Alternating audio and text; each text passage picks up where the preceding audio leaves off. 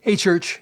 This week we get to jump back into our study of the book of Romans. You know, we entitled the series, The Gospel for All Time. Now, it's not a classic gospel like when you think of Matthew, Mark, Luke, and John, but it's really the gospel message. It talks about the fact that we're sinners, saved by grace alone, through faith alone, in Jesus alone. Now, as we get to chapter 5, one of the things Paul's going to do in verses 6 through 11 is he's going to outline for us this great victory that we have as believers in Jesus Christ. The passage will actually point out the amazing things that happened that Jesus brought about by his death. Things that happened at our worst. I mean, the passage even tells us in verse 6 that we were weak, or that in verse 8 that we're sinners, or in verse 10 that we're enemies, and yet that is exactly when Jesus came and he died for us.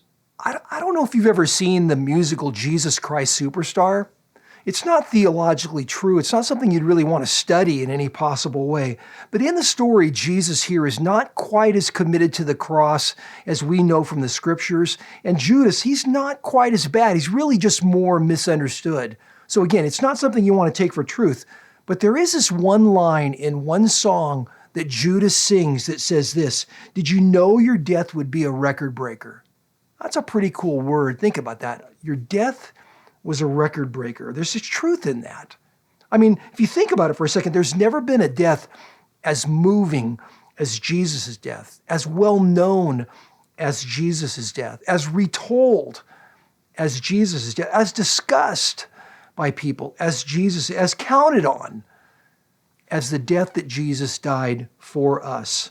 So I want to encourage you to come this Thursday or this Sunday as we talk about this victory that we have as a result of Jesus' death, the victory as believers that we have. God bless you. See you then.